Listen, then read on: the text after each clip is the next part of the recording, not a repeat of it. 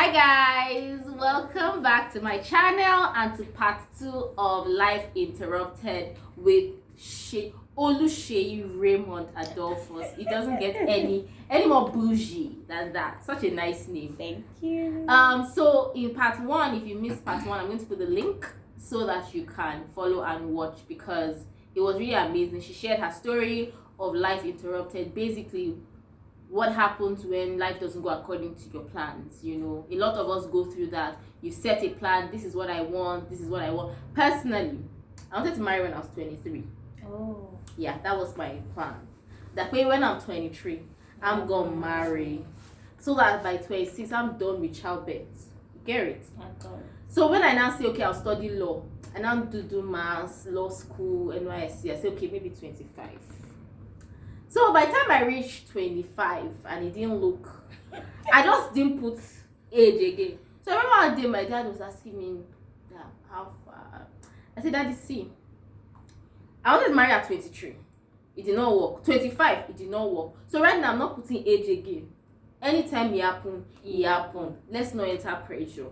But you know, that kind of thing can put you in depression. You don't know how to handle it. You don't know what to do, especially if you now have friends that are getting married and all of that. But basically, we're talking about when life does not go according to your plan. I'm not going to ask her to introduce herself again. That's why you need to watch part 1 because her introduction. But I'm going to put the description to who she is in the description place so that you can contact her. But you have to see that she's a big woman. So go to part 1. Yeah. But before we go into like the serious thing, we're going to do a short game. Okay. So basically, it's called word association. So I'm going to say a word, and I'm going to say the first thing that comes to your head. Yay! Okay, give me an example. So if I say Seyi, teacher. Okay. Bologi, talkative. So no, not me. My younger sister that is behind the camera, she's the talkative. Me, I'm very quiet. Okay. So yeah, I'll just do maybe like 5 words. Are you ready? Okay. All right, 3, 2, 1. Bologi. Lawyer. Oh, okay. Woman. Mother. Okay. God. Everything. Ministry. Fulfillment. Sex. Wonderful. I thought she was gonna say sweet, but it's around that side. Wonderful. You also need to watch part 1 because of what advice that she gave me in that line. You should check it. Children. Beautiful. Nigeria. It is well. Oh, I gave 3 words. My dear, it is well is one word when it comes to Nigeria because that's all we can say.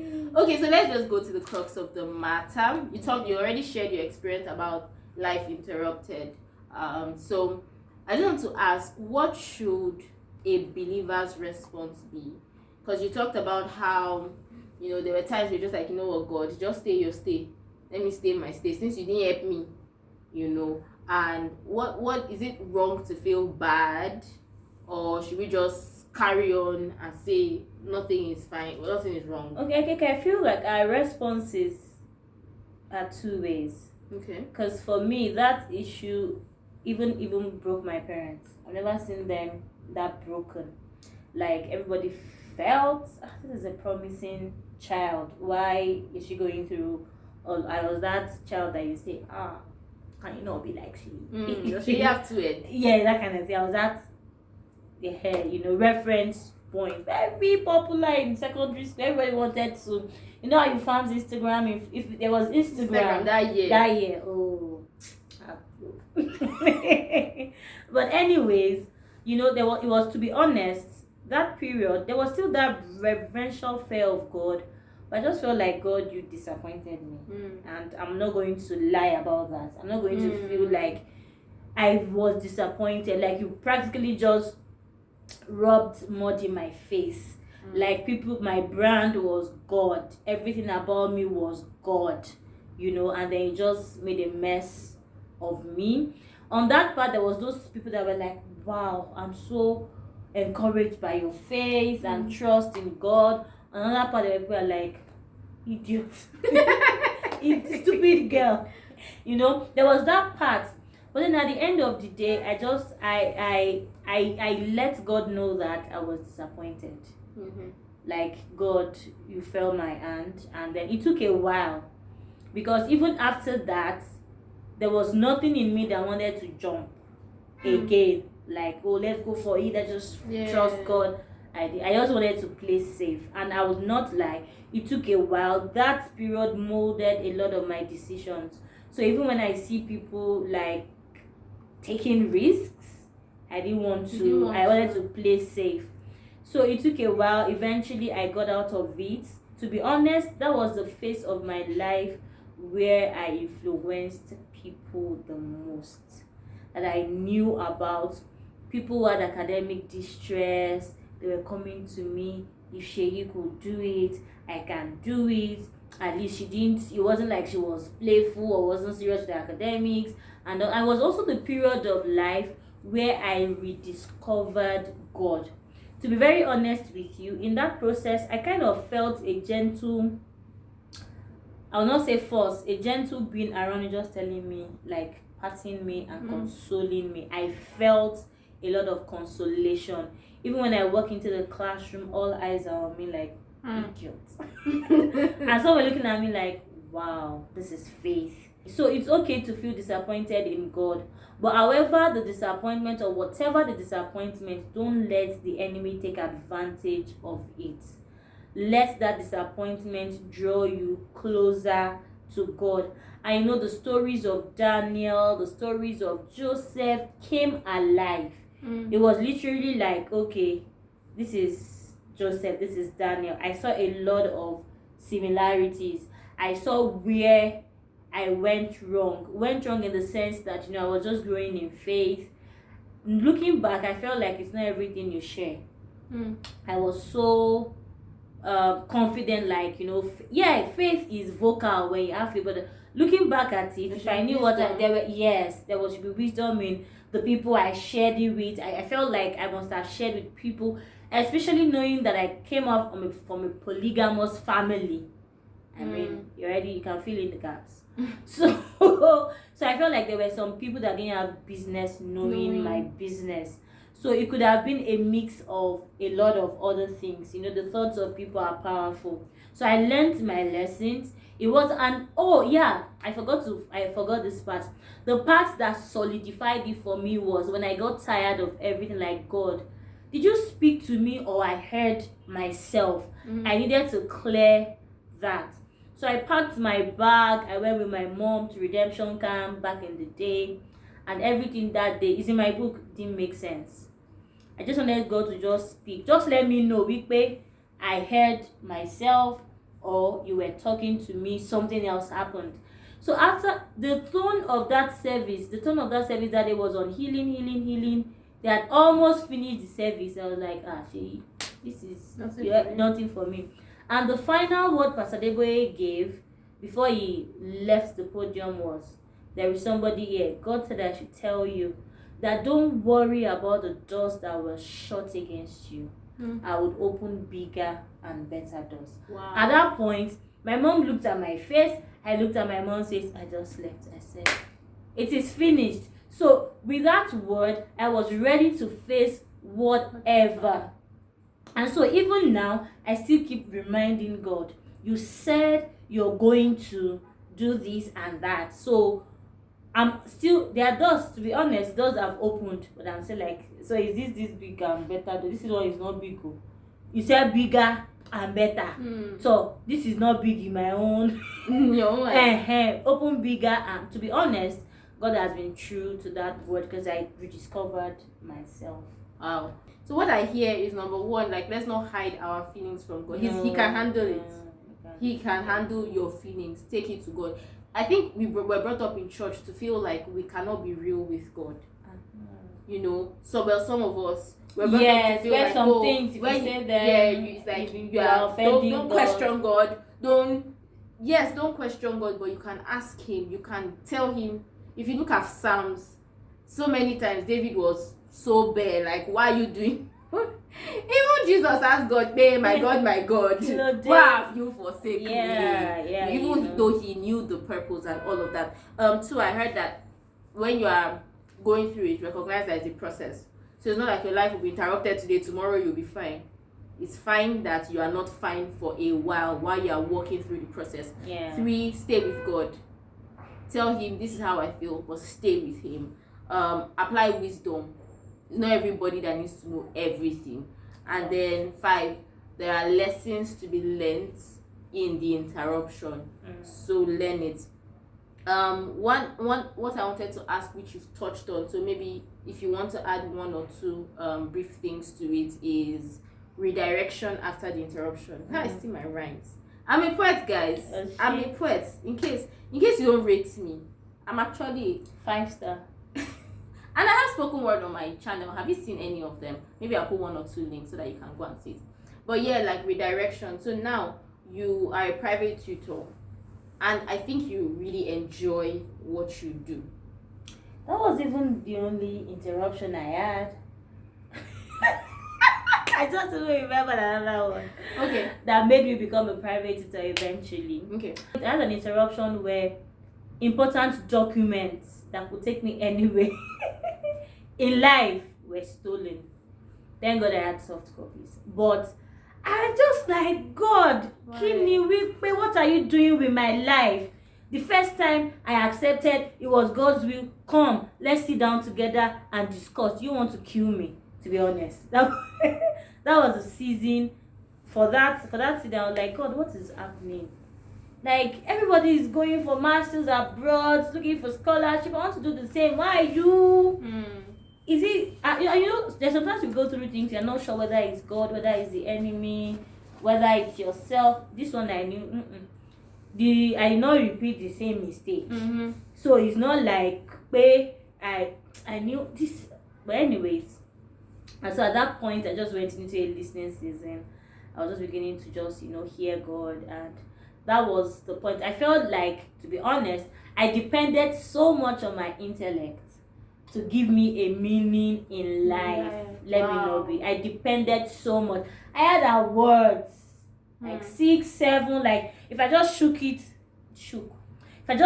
under my CV last song, if you see that 1, 2, 3, 4, be like, this girl, she's a gone. Yeah, let's just employ her.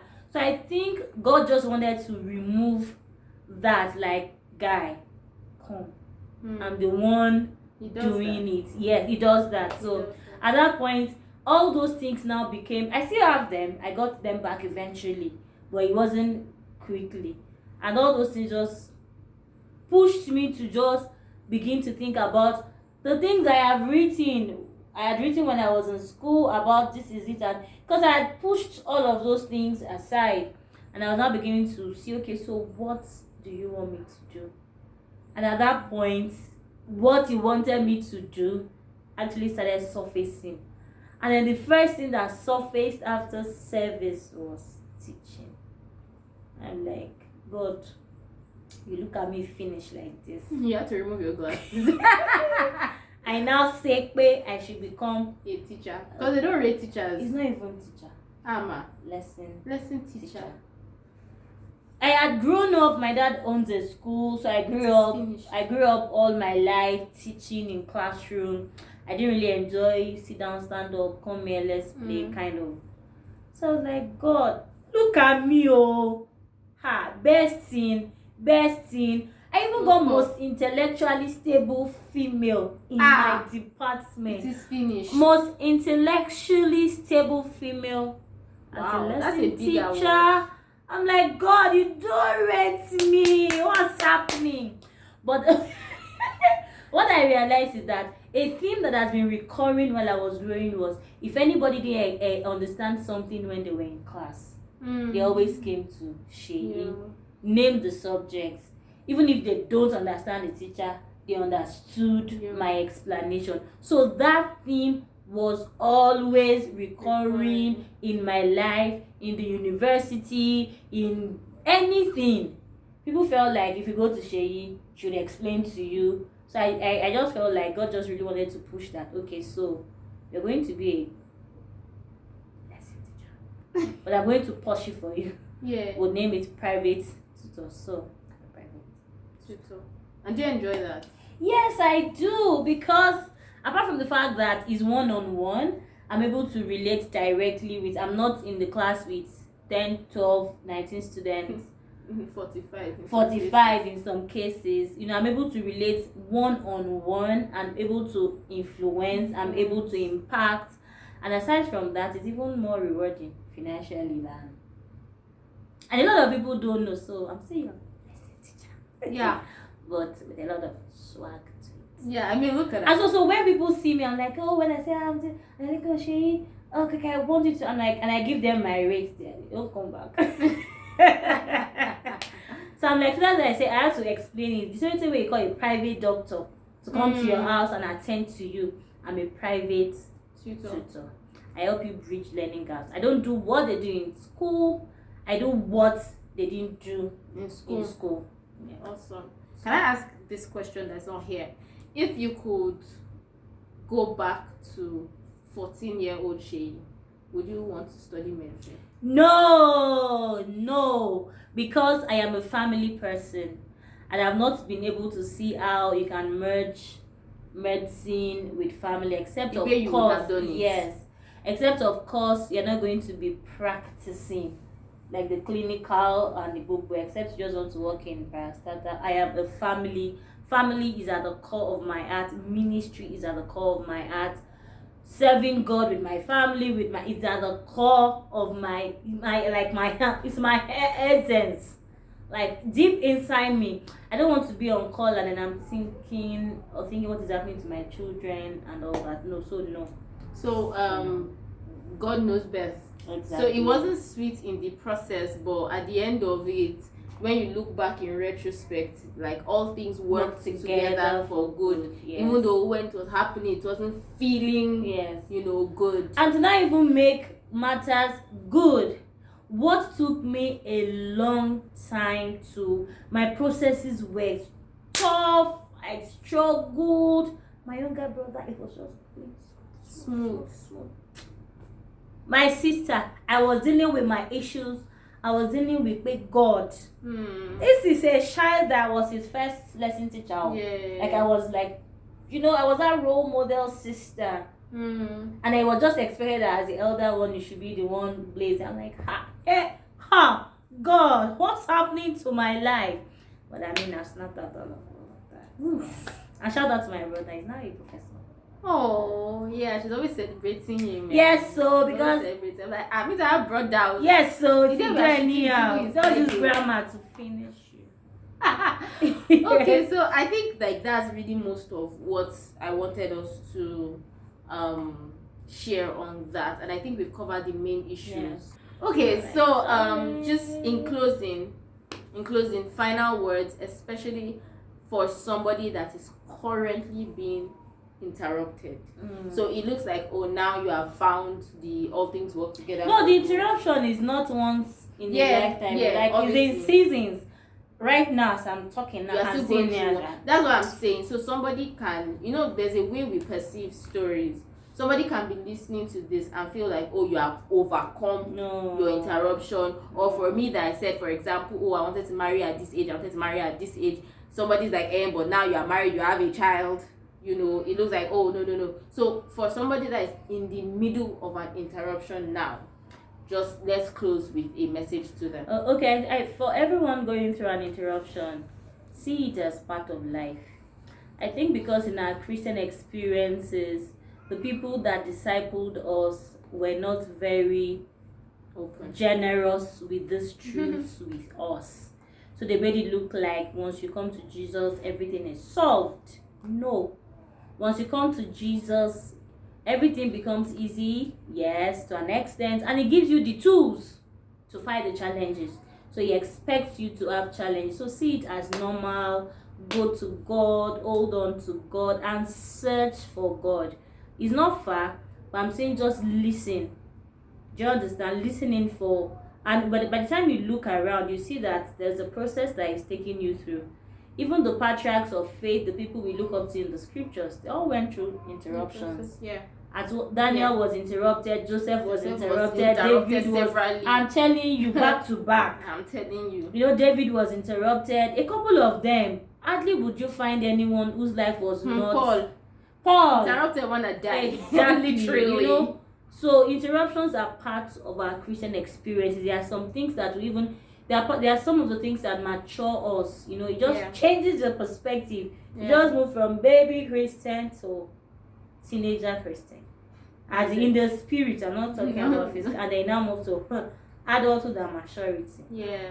You mature. Sorry, I can pronounce it.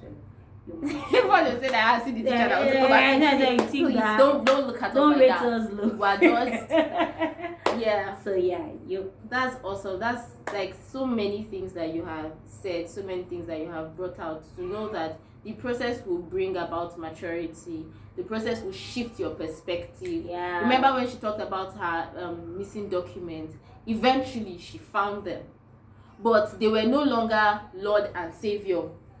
You are no longer relying on them. So some things God will allow so that we have our perspectives shifted.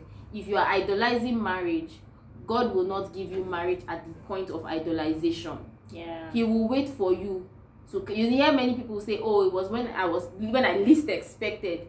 He will shift your perspective. If you are idolizing money, God will not give you money at that time because you will make it Lord and it take his place. So sometimes, so when we are going through interruptions, let's just keep trying to look out for the lessons. We are not downplaying that, oh, it will be easy.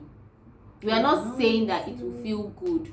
We're just encouraging you and ourselves because we are going through a particular interruption. Everybody has something that is being interrupted. But we're encouraging ourselves and you, our fam, to know that it's a season. It's a season, exactly. It will pass. It's a twist and turn. Yeah. That will twist and turn around. And at the end of the day, all things will work together for us. And then some people are asking, what did I do? Sometimes you don't even have to do anything. Whose sin is making this person blind? Can you remember that place in the New Testament? Like, yes, like you don't even have to do anything. God might just feel, come, let's take a walk. When God calls you for a walk. There's one thing on Instagram, one of these Christian skits. So she was like, oh, me waiting on God to lead my life. And then God is like, okay, wait, hold my hand. And then yes. And then sometimes I feel like, for me, I've seen a picture of myself like in the, because I have science background. I've seen a picture of myself in the classroom. And I see a picture of like God saying, let's go to the lab. Let's go and check some experiments. So at some point in our Christian experiences, God will take you to the field to see the practicality of the things he's teaching you in the classroom. So look at yourself like that, like, okay, this season you don't have to do anything. Just like winter comes on you. I've always used this illustration. You don't need to do anything for winter to come. Winter comes because it is winter. It will come. So all you just need to just have your winter coats, your winter jackets. Enjoy the snow. It comes with its goodies as well. You can make snowman, make snowball, make a lot of things. Don't think that she's in the western side. You don't have rainy season will come, like rain. Yeah, like rainy season will come. You don't have to do anything. Just know that if you don't have car, get raincoat. So anything. And that during rainy season when I didn't have a car, I was always carrying school bag because the rain was not meet me drenched. So change of clothes. What's it called now? Raincoat was always in my bag. Whether the weather looked like it will rain or it wasn't going to rain. So if there are seasons, just be prepared. Some spring comes and then everything is looking rosy. Before you say, God has answered. And then you get to winter. God, how far? Father. And then you begin to quote scriptures. And then you still don't. It's just there's a time for everything. Yes, it's a field work. So get the necessary experience. You're on IT. Whoosh. You're on IT. They do field work. Yeah. Whoosh. Yeah. And if you're in spring, enjoy your spring. Exactly. And summer where you can do summer body. Enjoy yourself. Yeah. Alright, guys, let's wrap this up. You know, we're gonna be here for a long time. Thank you so much, Seyi, for coming. Did you enjoy yourself? I did. Will you come back again? Yes, I did. Do you want Seyi to come back again? Please let her come back again. She'll come back again, and I'll give her a very juicy topic. Alright, guys, let's be going. Okay, Thanks, guys, for coming. Don't forget, I didn't say this in the first part. And they came now. Didn't you come? My sister's like, yes, didn't you come and watch? Thank you guys for joining in. Don't forget to subscribe. Don't forget to like, share, comment. Join us in interaction. Alright, my sister is looking at me like, wrap this up. Bye! How do you want to let the whole world know that my No, studio you is cut it. You cut that part.